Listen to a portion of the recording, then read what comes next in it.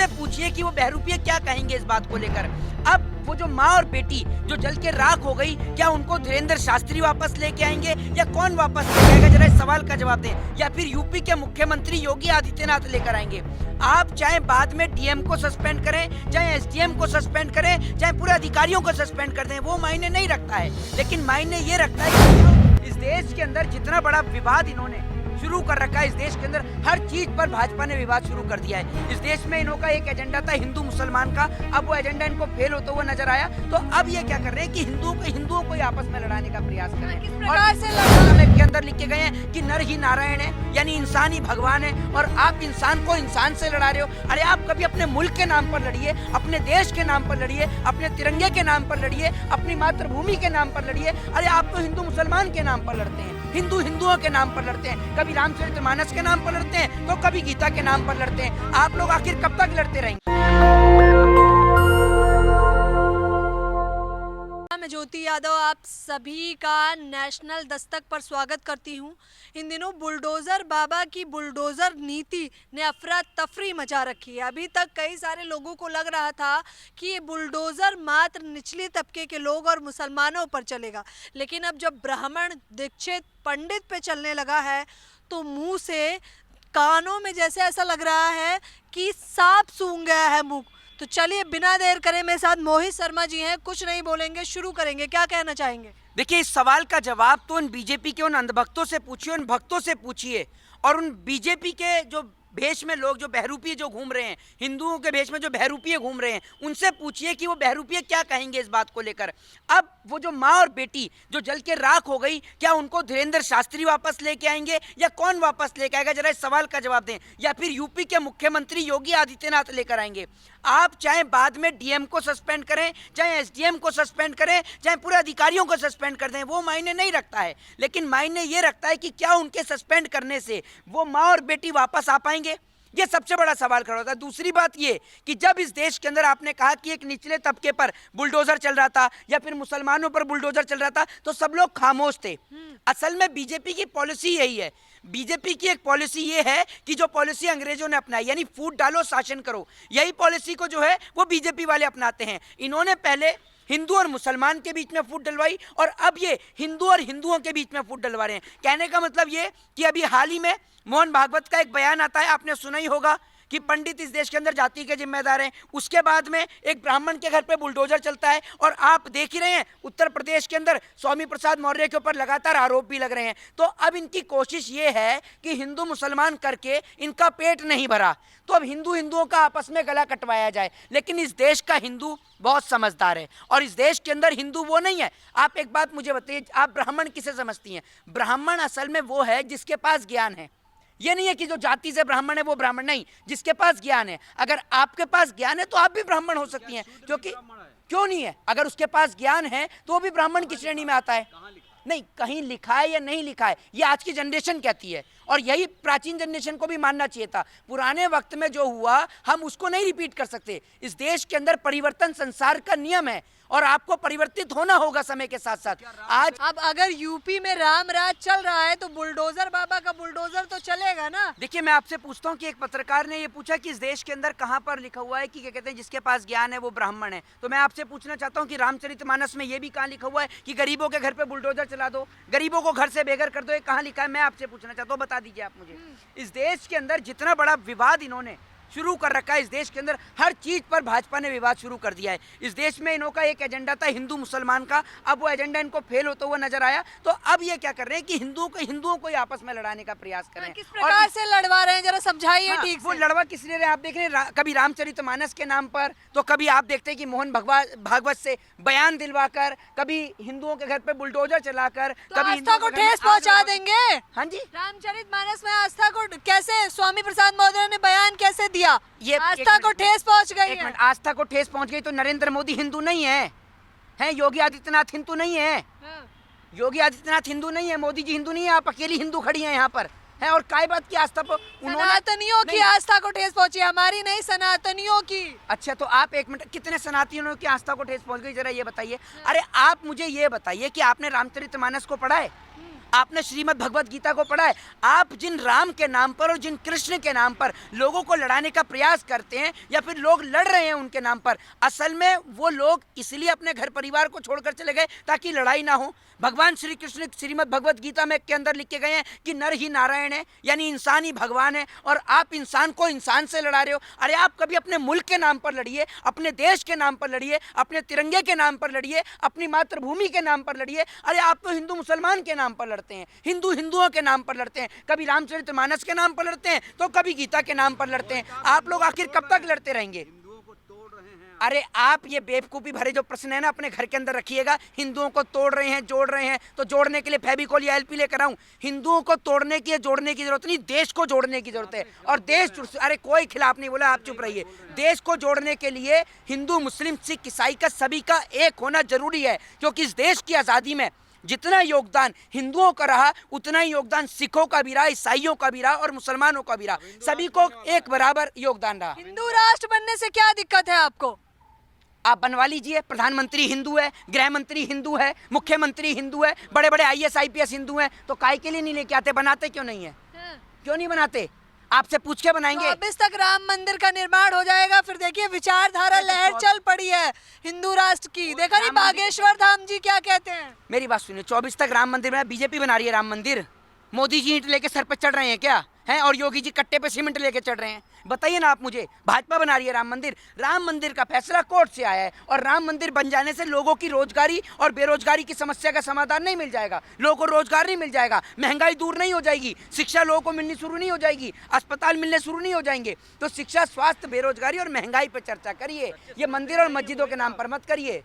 शर्मा होने से कोई सच्चा सनातनी नहीं हो जाता है। अरे सच्चा सनातनी वो है जो इस देश के अंदर मंदिर मस्जिदों पे बात ना कर कर देश के लिए बात करे, देश की कंट्री के लिए बात करें। हम देश के लिए बात करते तो हम देशद्रोही हैं, हम सनातनी नहीं है। अगर मोहित शर्मा देश के लिए बात कर रहा है तो वो गलत है। आप एक बात मुझे बताइए, आप पहले हिंदू मुस्लिम सिख ईसाई हैं या फिर आप भारतीय हैं? ये बताइए आप मुझे, इतना घूर के मत देखिए, ये बताइए भारतीय पहले या हिंदू मुस्लिम सिख ईसाई? खून नहीं खोला। हाँ जी, रामचरितमानस जला, खून नहीं खोला आपका। अरे एक बात आप मुझे बताइए, आप तो ऐसे लोग हैं कि जब इंसान को जिंदा जला दिया तब आपका खून नहीं खोला, और आप रामचरितमानस की बात कर रही हैं। जिंदा आदमी, माँ और बेटी जल के खाक हो गई, आपका खून नहीं खोला। हाथरस में एक बेटी को जला दिया गया रातों रात, तब आपका खून नहीं खोला, क्योंकि आपका खून हिंदू और मुसलमान के नाम पर खोलता है। आप जी, मेरा खून तो उतना खोला था, मैं आपको बता दूं, मेरा खून उस बात को लेके खोला जब हाथरस में, सुन लीजिए मेरी बात सुनिए, मेरी बात सुनिए। आप अपनी TRP का प्रोग्राम कहीं और जाकर चलाइएगा, हिंदुओं को बांटने का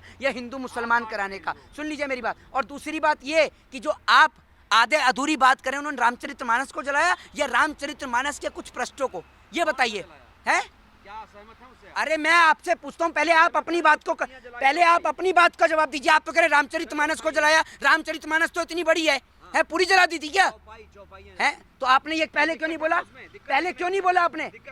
किसमें? अगर एक बात आप मुझे बताइए, ये अगर कोई लिख देता है कि दिस इज माई बुक, यह मेरी किताब है, और अगर उसकी जगह यह लिख दिया जाता है कि दिस इज क्या कहते हैं अवर बुक, जबकि सेंटेंस है कि यह मेरी किताब है, तो अगर उसमें से आप अवर को हटाकर ही लगा देते तो गलत क्या हुआ? अगर कहीं खेद है उन्हें इस चीज का जो कानपुर में हुआ है, खेद है। योगी जी को अगर खेद है, योगी जी को दिखता है कितना खेद है। योगी जी को तब तो खेद नहीं हुआ जब माँ और बेटी जल के राख हो गई, जब हाथरस में बेटी के शव को जला दिया गया, तब तो योगी जी को बिल्कुल खेद नहीं हुआ। तब तो योगी जी बिजी थे, क्या दीजिए, है ना? दूध का दूध, पानी का पानी हो जाएगा, जांच होने दीजिए। अरे दूध का दूध, पानी का पानी क्या? अगर आप जांच करा लीजिए, जांच कराने से वो माँ और बेटी जिंदा हो जाएंगी क्या? अगर उस झोपड़ी के अंदर किसी नेता की बेटी होती ना और किसी नेता की माँ होती तो अब तक तो देश के अंदर दंगे फसाद हो गए होते, लेकिन वो किसी गरीब की माँ बेटी। हाँ, आपके लिए तो बिल्कुल, आपके लिए पुरानी हो सकती है सर, आपके लिए तो हाथरस की घटना भी पुरानी है, आपके लिए कानपुर की घटना भी पुरानी है, क्योंकि आप तो हिंदू मुस्लिम तराश रहे हैं। आप सवालों को टालिए मत। जी। ये कह रहा हूँ, रामचरितमानस को क्या आप धार्मिक ग्रंथ नहीं मानते हैं? आपका दिमाग, मुझे लगता है मानसिक संतुलन कुछ खराब है। मैंने ऐसा कहा है क्या? मानते हैं कि नहीं? है? क्यों नहीं मानते? हर एक व्यक्ति मानता है। धार्मिक ग्रंथ है वो। क्या वही। धार्मिक ग्रंथ के रामचरितमानस जो है लोग पढ़ते हैं, जिनकी आस्था है वो लोग पढ़ते हैं। अगर आप अब मेरी बात सुनिए, अब आप, मैं आपसे पूछता हूँ, मेरी बात सुनिए। धार्मिक ग्रंथ, अरे आप मेरे सवाल का जवाब दीजिए ना। मैं आपसे पूछ रहा हूँ, भगवत गीता धार्मिक ग्रंथ है? मैं आपसे पूछता हूँ, है? रामचरितमानस है? आप बताइए ना। मैं आपसे पूछता हूँ, रामचरितमानस लोग वाल्मीकि जी की भी पढ़ते हैं, तुलसीदास जी की भी पढ़ते हैं, जिस जी की पूछ रहा हूँ, मैं आपसे कह रहा हूँ वाल्मीकि जी की धार्मिक ग्रंथ है या नहीं है? जिस पर विवाद है मोहित जी। अरे मेरी बात सुनिए, मैं शिक्षा पे, बेरोजगारी पे या महंगाई पे जवाब दे सकता हूँ, आपकी तरह हिंदू और हिंदुओं को लड़ाई देकर मैं जवाब नहीं दे सकता। आपका काम है आप जाके टीआरपी बटोरने के लिए, अरे क्यों खोलेगा खून, किस बात के लिए खोलेगा? अगर किसी को लगता है कि वो चीज गलत है और उनको हटाया जा रहा है तो बिल्कुल, परिवर्तन इस संसार का नियम है और आपको उससे एक अहम भूमिका अदा करते हुए, बदल जानी चाहिए अब। किसके लिए? अगर मैं आपसे क्या कहता हूँ, हैं ढोल गवार शूद्र पसुनारी सकल ताड़ना के अधिकारी, आप भी शर्मा है, पंडित हैं, क्या कहेंगे इस पर? देखिए मैं आपको एक चीज बताता हूँ, आज की डेट में अगर आप ये मुझे बताइए कि हर जाति, हर धर्म और हर मजहब के व्यक्ति आपको आईएएस और आईपीएस के तौर पर नजर आते हैं, आते हैं नहीं आते हैं?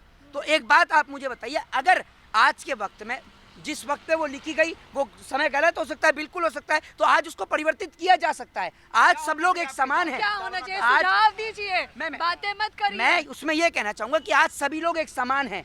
आप किसी की तुलना किसी से मत करिए, आज सब लोग एक समान हैं। अगर कोई व्यक्ति दिवाली मनाता है, होली मनाता है, तो हर एक व्यक्ति हिंदू है और सभी लोग इस देश के अंदर हिंदू हैं। आप उनको ब्राह्मण के नाम पर, शूद्र के नाम पर, वैश्य या क्षत्रिय के नाम पर मत बांटिए। इस देश के अंदर जी मुसलमान भी तो इस देश में है। किसके, अरे मैं यहाँ पर किसकी बात कर रहा हूँ? ब्राह्मण, शूद्र, वैश्य और क्षत्रिय की बात कर रहा हूँ। आपका मानसिक संतुलन महोदय खराब है। आप जाके पहले पूरी तरीके से कान का इलाज कराइए, कान से सुनिए। जब तक आप सुन नहीं पाएंगे तो जनता को बता नहीं पाएंगे, इसलिए सुनना बहुत जरूरी है। सर्टिफिकेट तो आप देते हैं, अरे सर्टिफिकेट तो आप देते हैं, हम नहीं देते सर्टिफिकेट। सुन लीजिए, और आप दे भी नहीं पाएंगे मेरे को सर्टिफिकेट, क्योंकि आपकी इतनी हैसियत नहीं है जी। ताड़ना का अर्थ क्या है? नहीं आप ये मुझे नहीं नहीं आप मुझे बताइए, ताड़ना का, प्रताड़ना का अर्थ क्या है? नहीं, प्रताड़ना का अर्थ क्या है? किसी को नहीं, प्रताड़ना का अर्थ क्या है? कि प्रताड़ना मतलब किसी को नहीं, ताड़ना का मतलब तो ये भी तो है कि देखना किसी को। नहीं, प्रताड़ना का मतलब होता है कि किसी को हानि पहुंचाना। ढोल गवार शूद्र पसुनारी को देखना चाहिए। नहीं, मैं तो कह ही रहा हूँ चेंज करने के लिए, मैंने तो इसमें बोला ही है। हाँ। तो मैंने तो आपसे पहले ही बोला, इनको समझाइए ना महोदय को, इनकी समझ में नहीं, 4 बार एक बात को रिपीट कर दिया। दूसरी बात ये है कि इस देश के अंदर सबसे बड़ा जो विषय है वो इस बात को लेकर है कि इस देश के अंदर जो लोगों को आपस में लड़ाया जा रहा है। अगर कोई चीज़ गलत है, मैं आपसे कहता हूँ कि जो चीज़ें हैं, अगर मेरे से, मैं कोई भगवान तो हूँ नहीं, ठीक है ना, अगर वो चीज़ मुझसे गलत लिख गई तो आप उसको परिवर्तन कर रहे हैं, तो उसमें आपत्ति क्या है? और बात कर रहे हैं योगी जी, तो योगी जी आस्था को ठेस पहुंच रही है, आपको समझ नहीं आ रहा? आस्था को ठेस पहुंच रही है। आप लोगों को हर चीज़ पर आपत्ति है। आप लोगों को हर चीज पर आपत्ति है। कोई फिल्म रिलीज हो जाए तो आपका पेट में दिक्कत हो जाती है, रात को आपका पेट से खाना हजम नहीं होता, सुबह आप हैं सनातनी है, जो कट्टर सनातनी है, कह रहे हैं जो हिंदू राष्ट्र नहीं बनने देना चाहते वो डुप्लीकेट हिंदू है। अब जो हिंदू राष्ट्र तो मोदी जी नहीं बनने देने जा रहे, तो मोदी जी वो डुप्लीकेट हिंदू हैं? ये बताइए ना। मोदी जी की पार्टी में शाहनवाज हुसैन है, मोदी जी की पार्टी में मुख्तार अब्बास नकवी है, मोदी जी की पार्टी में और तमाम लोग हैं, तो मोदी जी उनको क्यों नहीं ज्वाइन करा रहे? इस सवाल का जवाब दीजिए ना। मोदी जी पहले उनको करा लें। अच्छे दिनों में व्यस्त हैं। कौन से अच्छे दिन? ऐसे अच्छे दिन कि झोपड़ियों में आग लग रही है, लोगों के घर पे बुलडोजर चल रहा है, लोगों को घर से बेघर किया जा रहा है। आप ऐसी परिकल्पना करती है कि अच्छे दिन की? आपको चाहिए ऐसे अच्छे दिन? उज्ज्वला योजना कितनी बड़ी योजना है। हाँ, कितनी बड़ी योजना है, कितना लाभ मिल गया, कितना लाभ मिला, बताइए बताइए ना। खाता खोला, खुलवाया आपने? 3.5 लाख लोगों को घरों की चाबियां दे दी हैं, जहाँ झुग्गी वहाँ मकान के लिए। आपको भी तो मिली होगी, देख रहे हैं ना, जहाँ झुग्गी वहाँ मकान के लिए। आप सवाल तो सुन मैं क्या बोल रहा हूँ, सरकार की, आप लोग सरकार की चाटुकारिता में किस सीमा तक, एक हर चीज की एक सीमा होती है। मैं आपसे पूछना चाहता हूँ, आपकी लाइन और लेंथ क्या है? आप किस हद तक नीचे गिरना चाहते हैं? किस हद तक? स्वामी प्रसाद मौर्य पे क्या कहेंगे? मैं क्या बोल रहा हूँ आपसे, सुन लीजिए मेरी बात सुनिए। फिर हिंदू मुसलमान पे आ गई, अभी जब स्वामी आप पे बात प्रसाद आई, मैं बात, मेरी बात सुनिए। एक बात आप मुझे बताइए, हर चीज की एक सरहद और एक सीमा होती है। देश का नौजवान रोजगार मांगे तो आप कहते हैं हिंदू राष्ट्र देंगे। देश का नौजवान कहे कि हमें इस देश के अंदर से बेरोजगारी दूर चाहिए तो आप कहते हैं कि जाओ राम मंदिर पे जाओ। देश का नौजवान कहता है हमें बेहतर शिक्षा, बेहतर अस्पताल चाहिए तो आप कहते हैं जाओ आगरा के ताजमहल के कमरे खुलवाओ। देश का नौजवान कहता है कि हमें इस देश के ऊपर चर्चा करनी है, देश के डेवलपमेंट पर चर्चा करनी है, तो आप हिंदू मुसलमान ले आते हैं। आप आखिर कब तक इस देश का और इस देश के लोगों का ध्यान भटकाने का प्रयास करते रहेंगे? ये देश एक बहुत अच्छा और एक सुंदर देश है। इस देश की एकता की बात करिए, इस देश को जोड़ने की बात करिए, इस देश की मातृभूमि की बात करिए, ना कि इस देश को तोड़ने की। जय हिंद, जय भारत, वंदे मातरम। तो आप देख लीजिए कि किस प्रकार से बड़ी ही बेबाकी से मोहित शर्मा ने अपनी बात हम सभी के समक्ष रखी। रामचरितमानस से लेकर शिक्षा, स्वास्थ्य, रोजगार, हर एक मुद्दा बड़ा खुलकर रखा और इन्होंने भी ये बात कही कि जो उसमें लाइन लिखी है, ढोल गवार शूद्र पशुनारी सकल ताड़ना के अधिकारी, अगर वो गलत है तो उसका बॉयकॉट जायज है। इस पूरी खबर के बारे में आप लोगों की क्या राय है मुझे बताना बिल्कुल ना भूलें। मेरे साथ बने रहने के लिए आपका बेहद शुक्रिया। कैमरा पर्सन आशीष के साथ ज्योति, नेशनल दस्तक। धन्यवाद। शुक्रिया। नेशनल दस्तक की आपसे गुजारिश है कि अगर इसको बचाना चाहते हैं तो नेशनल दस्तक को सब्सक्राइब करने के लिए रेड कलर के सब्सक्राइब बटन को दबाएं, फिर बेल आइकन की घंटी दबाएं। नेशनल दस्तक को बचाने के लिए बहुत जरूरी है कि हर खबर को शेयर करें, लाइक करें, कमेंट जरूर करें।